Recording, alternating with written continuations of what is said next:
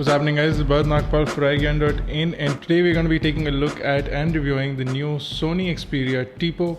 Now this is a budget-friendly phone from Sony, a relatively budget-friendly phone from Sony, because Sony phones are usually overpriced. But this one is a relatively cheap phone from Sony. It does come in a dual version as well. So a Sony Tipo dual SIM is also available in the market. This one costs about 9,000 rupees and is available in the market today. It is running Android 4.0.4 out of the box. And let's talk a little bit about the hardware inside this device, and we'll go along into the full review as we move along. So on the front over here, you have the earpiece on top along with the display. The display is a nice 3.2 inch, which is diagonally 3.2 inch 320 by 480 pixel display. It's a TFT capacitive LCD display, and you have 3 touch capacitive ice cream sandwich sort of Android buttons, and you have a slight raise over here. I don't know if you guys can see that, a slight raise over here, and it kind of lowers out into this smooth shiny part which has the Xperia logo. Very shiny plastic bezel over here, looks really nice on the device. If I turn around to the side, you have a very tactile volume rocker which is over here, and on the top over here is a slightly tapered, as you can see, headphone jack. We did have an issue with some of the headphone plugs, so you might want to look into that. And on the back over here is a 3.15 megapixel camera. There is no LED flash and no sort of illumination. You do have a nice and loud loudspeaker over here. And again, a power button which is kind of difficult to press because it's kind of flush. It is slightly raised, as you can possibly see over here, but it is kind of flush with the device. The micro USB charger or charging port and USB data syncing port is on the left of the device. Overall, you can see that the device is quite a nice and small size. It fits easily in the hand. It's a very nice budget-friendly phone. Let's talk about the main hardware inside. So of course it's running Android 4.0.4, which is ice cream sandwich. It comes with a Qualcomm Snapdragon processor, 800 megahertz Cortex A5, and you do have an Adreno 200 GPU. So a 200 megahertz GPU, single core 800 megahertz processor. And let's talk a little bit about memory, and you do get about 2.5 gigabyte of storage built into the device, which is free.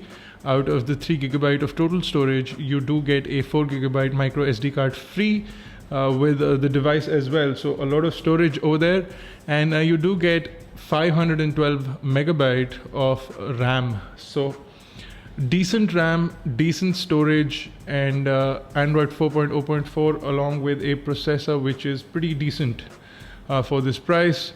You can see you have a nice Sony display, and you do have that lockout animation, as you can possibly see. This is a scratch resistant display, so it will prevent scratching and it will resist scratching on the display. Let's talk about the lock screen. Over here you have your date and time information. And unlike other Xperia phones, you can't swipe on the time to go into the media player. So that's missing on this. You do have the full notification panel on the top, and you can pull it down to look at your notifications directly from the lock screen. And you can also quickly jump into settings directly from the lock screen, which is pretty decent, I think. It also unlocks your device. So date and time information, full notification panel. Then you can slide in from the left to unlock your device, or you can slide in from the right directly to jump to the camera. So let's quickly jump to the camera. You see there is a slight lag when it jumps to the camera. You can use the volume key to zoom in and zoom out of the camera, which is pretty decent. Again, this camera is not an autofocus camera, so it will click a picture almost instantly. That's due to the fact that it's a fixed focus camera. You do have some customizations over here. You can see that you have nice exposure value compensation settings over here. You can also go into a couple of scene modes: night scene, beach and snow, sports. It does modify the camera a little bit to give you a little bit more, and of course you can jump into the full settings. It allows you to do a lot more on the camera, you can see over here.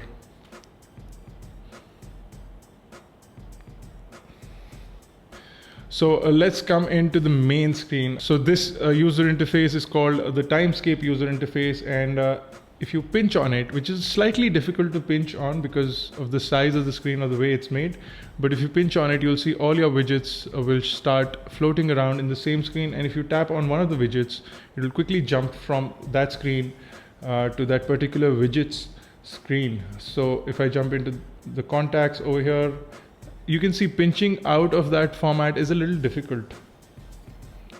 So we come back into this, and if I jump into the date, I'll shift here. I can also use my finger to scroll across these screens. So the dot on the top will tell you what screen you're on. You get a total of 5 home screens, and you have lots of nice custom widgets from Sony on all their Xperia devices, including this one. So you quickly tap on the weather widget, it gives you a nice fall down. It gives you today's weather information along with a forecast for the next couple of days. You tap on the toolkit widget, and it gives you all the toolkits that you can turn on or off. So Wi-Fi, Bluetooth, you can turn on or off data from here. So all those settings can be done from the widgets, which is really nice. You also have a friend stream widget, which lets you stream in all your friends' information. Again, you can set your top contacts over here. You can quickly jump into the recommender application. It recommends new apps on a daily basis, which is nice. You have a quick media player application over here, and you do have the flip type gallery viewer, which is over here. So really nice, decent applications. Again, I don't know if you guys noticed that, but there is a slight lag sometimes on the device, but it suddenly goes away. So I don't know why that comes or happens, but while using the device, you will notice that the device kind of slows down and it starts to give you some sort of lag.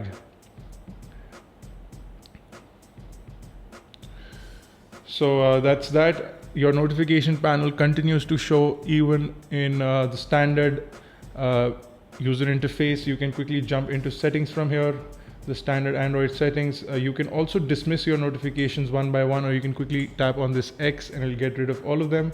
If I jump into the settings panel, you can see you have all your settings listed out over here. Wi-Fi, Bluetooth, data usage. Data usage also lets you set mobile data limit and tells you how much you've used on mobile data, how much you've used on Wi-Fi. If you want to set up a portable hotspot, that's also possible by jumping into more settings in wireless and networks. So tons of things over here. You also have a Facebook within Xperia, so you get that option within the Xperia menu in the settings panel. So you can set up connectivity options. You have Facebook inside Xperia, which you can set up according to your panel. You also have liveware managers. If you connect any of these things, the charger, headphones, or the headset, it will automatically fire up an application for you. So for example, if you want to plug it in and you want a alarm clock application to show up, you can just simply plug it in and you set up what application you want, and you can set up the alarm application and fire it up. So those things can happen for you. Again, you can download tons and tons of applications from the Google Play Store. So in most Xperia phones in the Google Play Store, you have a special Sony tag that lets you jump into Sony designed applications, but you don't have that in the Xperia Tipo, which is quite disappointing. But you do have everything else, which is over here. You can download tons and tons of applications directly from the Google Play Store, and most of them work pretty well on this device. If I quickly jump into the internet browser, you'll see that the browser is a nice browser, but it does have some lag that was not acceptable by us. Using the Google Chrome browser on this actually removes that lag. It's much more fluid, and since the device is actually running ICS out of the box, Google Chrome works on this beautifully, and you will have no complaints with the way the browser works. Even this browser is pretty decent. It lets you pinch and zoom in very fluidly. You can see that, but it somehow sort of misbehaves from time to time. As you saw that there was a slight flash over there. Scrolling, panning, all those things are smooth as they can be possibly at this price range, at this hardware capacity. Switch from portrait into landscape, and you have a sort of seamless switch with a slight animation that switches you from portrait to landscape and landscape to portrait. So very decent browser, but if you want a better experience, you can try out Google Chrome, or you can try out several other browsers from the Google Play marketplace. Again, you have a nice dialer, a different approach to using dialers on the new range of Sony Xperia devices. I really like this dialer more than what Sony was doing earlier, and even at the time of Sony Ericsson, I used to practically hate that dialer, if not dislike it to the core of my heart. So this dialer, much improved. I love the way the keys are laid out, very easy to use and very nice and loud. You can jump into contacts, you can figure out your contacts, and you can set up groups. Standard Android sort of customizations over here. If you press this down, the keypad goes away and your call log shows, so you can scroll through your call log. Since we did a factory reset, our call log is gone, but overall a very nice dialer. The earpiece is loud and crisp. The microphone picks up your audio. You'll have no complaints in terms of talk quality or voice quality on this device. Very impressive in terms of phone networks, in terms of clarity of audio. The speakerphone is excellently loud, so if you have to do hands-free calls, you can do them with the speakerphone enabled. No problems whatsoever. In terms of talk time, you got 6.5 hours of talk time over 3G networks, which is more than you can say for most Android devices. So pretty impressive over there. Standby times are not so great. So overall usage would last you about a day, including an impressive 5.5 to 6.5 hours of talk time, depending on your network stability and various other factors. But 6 hours of talk time is pretty decent if you ask us. If I quickly jump into messaging, you'll be able to see the Xperia keyboard. A couple of you asked me what's different about this keyboard. So Sony has added the new Xperia keyboard into the new line of Xperia devices that allows this gesture input, which actually improves the interface a lot. If you had to type on this keyboard, otherwise it's a slightly crammed space. So if you don't like using gesture input, you might have a little bit of trouble typing on this directly. But you can switch into landscape and then you have a wider format keyboard. But if you're using it in portrait, I do recommend checking out gesture input. It's very simple.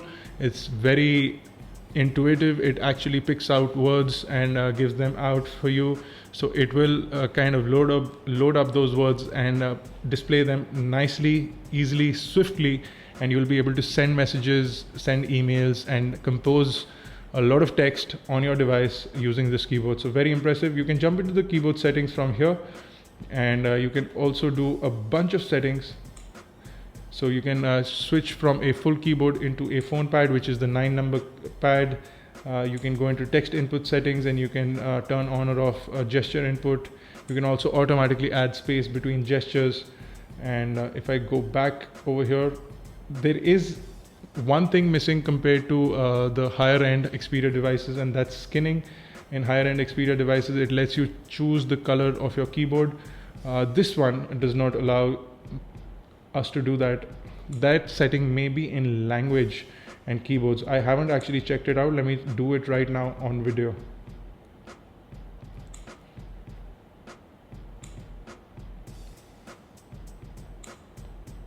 So if I go into Xperia keyboard settings, it's the same settings. So nothing different, no special customizations.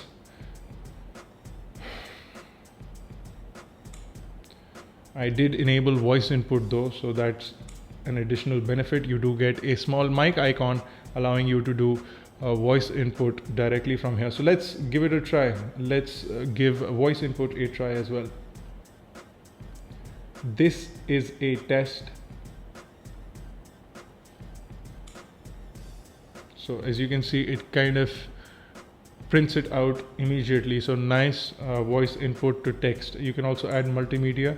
So you can add pictures, video, audio, or sound. Then it will send it as an SMS.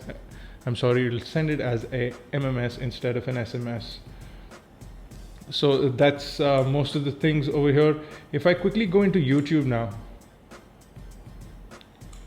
I would like to show you the way video is played back on this device, and nothing really beats the kind of quality of audio and the quality of video that plays back on a Sony device is what I've usually said. And this device, the Xperia Tipo, although it's a budget phone, it falls no less. The audio quality is simply superb. It's almost like you're listening through headphones. You have deep bass, you have nice You have nice mids, and you actually have to listen.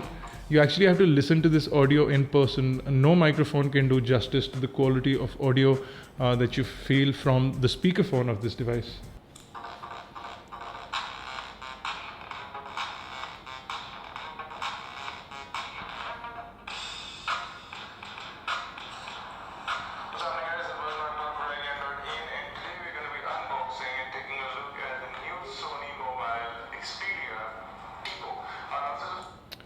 Of course, the kind of lines that you possibly see is due to the camera that I'm using. Video is impressively crisp, and even though I was in low quality, so if I switch to high quality, let me see if I can show it to you at an angle. I'll try and show it to you at an angle so there is no color banding.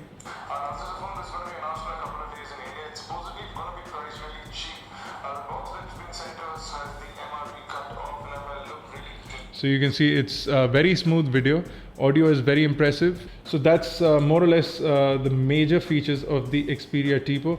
I'm going to quickly jump into Task Manager over here and show you that you have standard ICS Task Manager.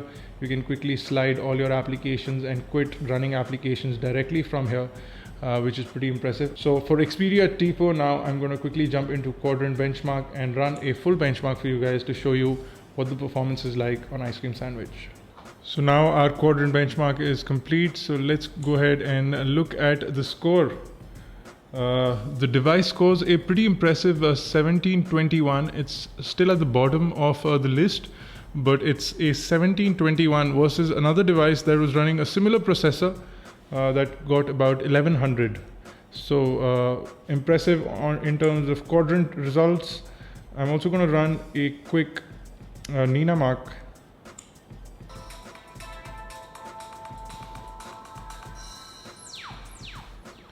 So again, versus a similar device that I had recently reviewed, this got a score of 15.8, whereas that device got a score of 14. So not only is it better in terms of quadrant, it's also better in terms of GPU performance.